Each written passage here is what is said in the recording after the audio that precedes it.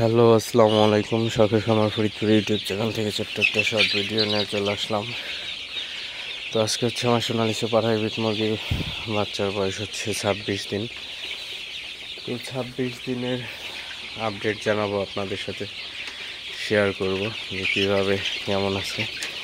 তো 26তম দিনে এখন সকাল 7:30 8টার মতো বাজে, 8টা বাজে।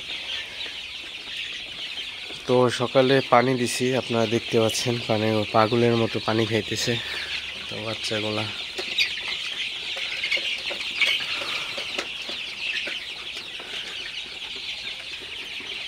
একদম সবগুলা পানি খাইতেছে, দেখতে পাচ্ছেন। তো এই গরমের মধ্যে পানি হচ্ছে অপরিহার্য। তো পানিটা অবশ্যই আপনারা পরিষ্কার পানি দিবেন এবং পানির পটটা অবশ্যই পরিষ্কার করে দিবেন। তো 2-3 দিন পর পর পানির পটটা আপনারা পরিষ্কার করে দিতে হবে।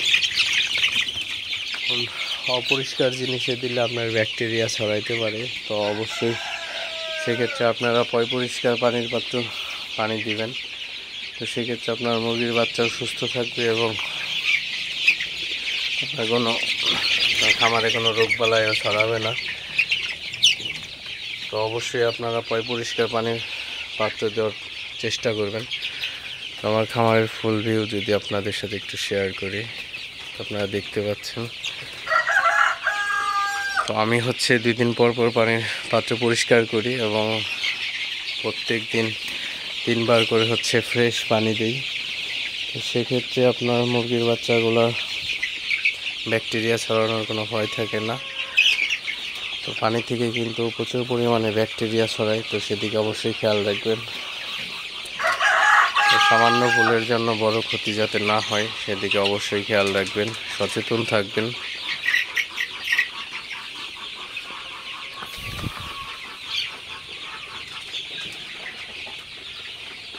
যারা খামারি আছেন এরা তো কিছু টাকার জন্যই হচ্ছে কষ্ট করে। তো অবশ্যই এদিকেও খেয়াল রাখবেন যেন আপনার অসতর্কতার কারণে যেন খামারে বড় ধরনের কোনো সমস্যা না হয়।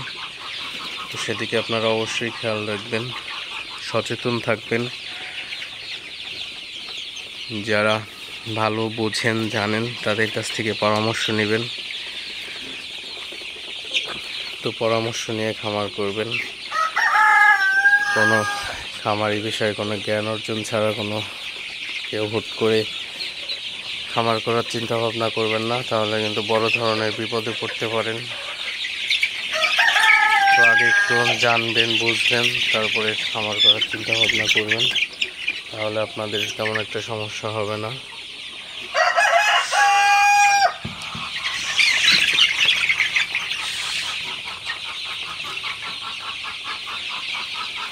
আজকে 26তম দিন। তো বাচ্চাগুলো মাশাআল্লাহ খুবই ভালো আছে, সুস্থ আছে।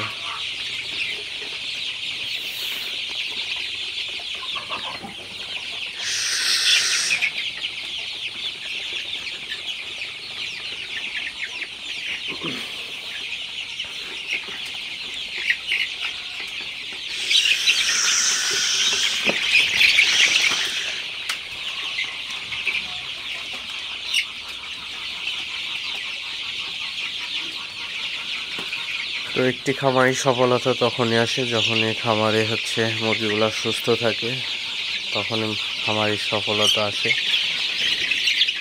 মুরগি সুস্থ না থাকলে আসলে খামারির অবস্থা খারাপ হয়ে যায়। তো এটাই হচ্ছে মূলত মেন বিষয়। তো অবশ্যই মুরগিকে সুস্থ রাখার জন্য যা যা করণীয়, যারা ভালো জানেন বোঝেন তাদের পরামর্শ নেবেন, পরামর্শ নিয়ে কাজ করবেন। ইনশাল্লাহ তেমন একটা সমস্যা হবে না আশা করি। অথবা ভেটেরিনারি কোনো ডাক্তারের শরণাপন্ন হবেন, তাদের কথা মতো আপনারা কাজ করবেন, তাহলে মুরগির তেমন সমস্যা হবে না এবং সুস্থ থাকবে। তো ভিডিওটি আর বেশি বড় করবো না। আর অবশ্যই আরেকটা কথা, অবশ্যই মুরগির বাচ্চাকে এই গরমের মধ্যে প্রতিদিন 3-4 বার করে পানি চেঞ্জ করে দিতে হবে এবং পরিষ্কার পানি দিতে হবে। তো তো ভিডিওটি আর বেশি বড় করব না, সবাই ভালো থাকবেন, সুস্থ থাকবেন।